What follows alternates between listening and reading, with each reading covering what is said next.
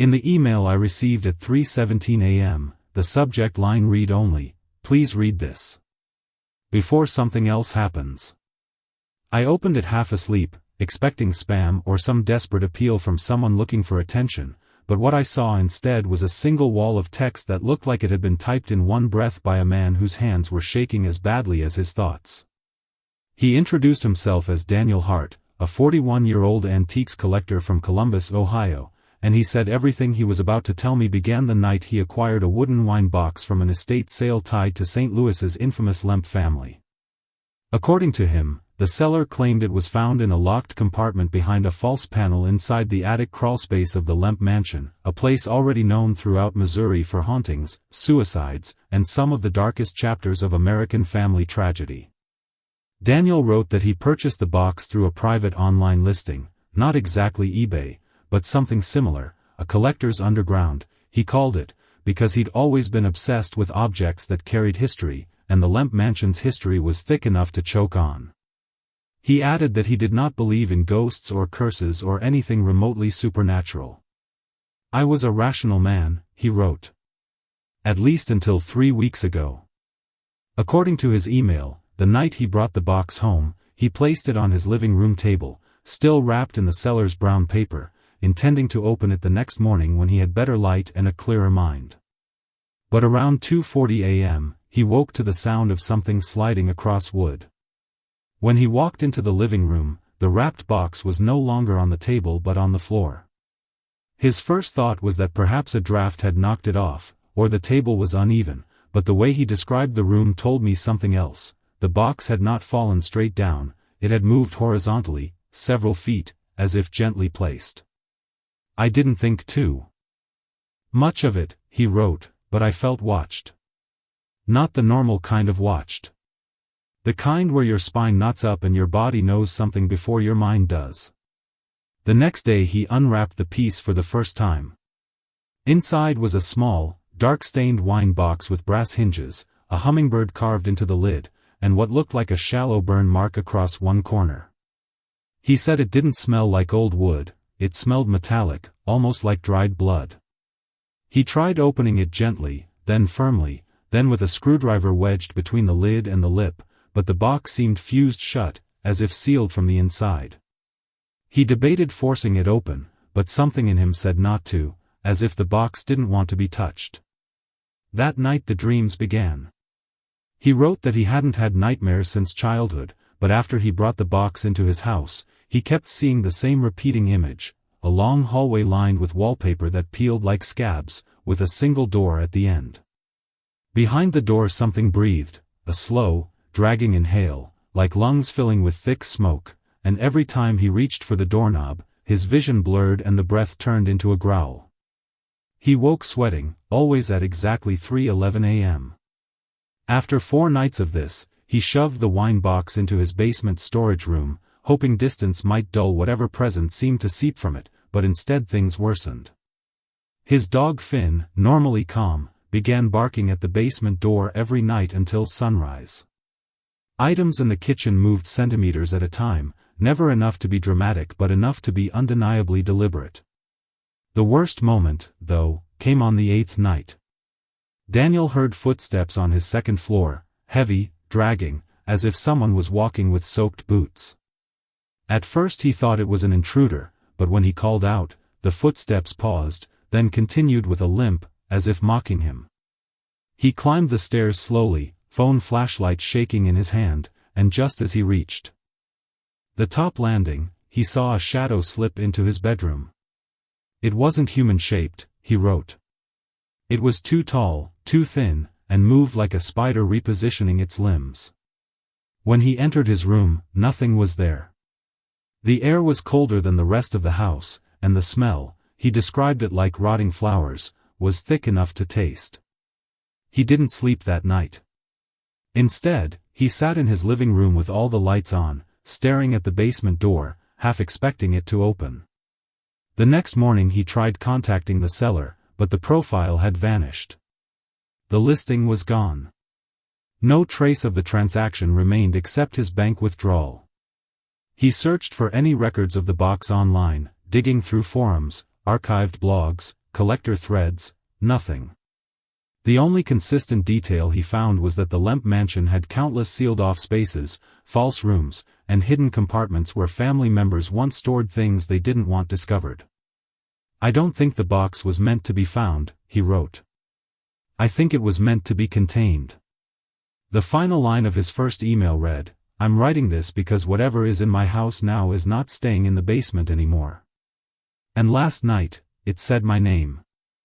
He emailed me again 2 days later, the timestamp creeping closer to midnight this time, and the subject line simply said, "It's worse than I thought." Daniel wrote that after the night he claimed the entity said his name, the activity in his house escalated dramatically.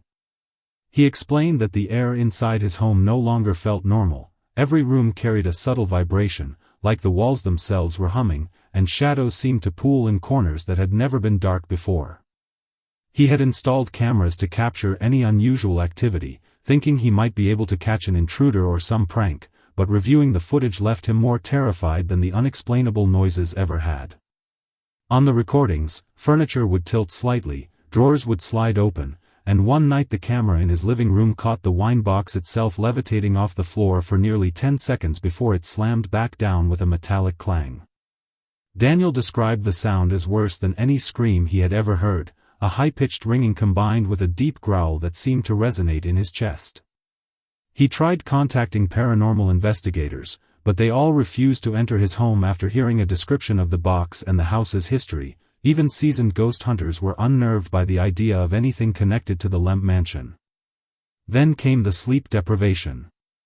Daniel's dreams turned violent, indistinct, and horrifying. He claimed he woke up every night at exactly 3:13 a.m., drenched in sweat, with scratches forming on his arms and neck while he slept. The scratches were not superficial, they were deep enough to leave raised, angry lines, and no matter how careful he was, they healed strangely, leaving jagged scars that looked almost burned into the skin. He wrote that when he awoke, he often smelled the same metallic, blood-like scent that clung to the box. One particularly horrifying night, he said he saw something crouching in the corner of his bedroom, dark, inhuman. Taller than any man, with limbs bent at unnatural angles. It didn't move like a human, it lurched in quick, jerky motions, its shadowy form stretching along the wall, merging with other shadows in the room. The figure turned its head toward him, and in the fleeting glimpse of its face, Daniel described a hollow darkness where eyes should be and a mouth that opened impossibly wide before vanishing into the shadow. He screamed, bolted into the living room, and found the box sitting calmly on the couch as if nothing had happened. He tried moving it outside, dumping it in the garbage, even locking it in a storage unit, but the box would always reappear inside his home within hours, sometimes in plain sight, sometimes hidden, always in a place he would notice. He began to notice that the more he focused on the box, the more it seemed to feed on his attention, and the more aggressive the phenomena became. Once, while on a Zoom call with a friend, he mentioned casually that he was tired of dealing with it. His friend later told him they saw a shadow behind him, creeping along the walls in the camera's view, and that it disappeared the instant Daniel looked away. By this point, Daniel was sleeping on his couch in the living room with every light in the house on, but even then, he couldn't shake the feeling of being watched. Doors he knew were locked would creak open slowly, whispers in a language he did not recognize would echo in the hallway, and the smell, foul, rotten, metallic, would hit him suddenly, causing gagging fits.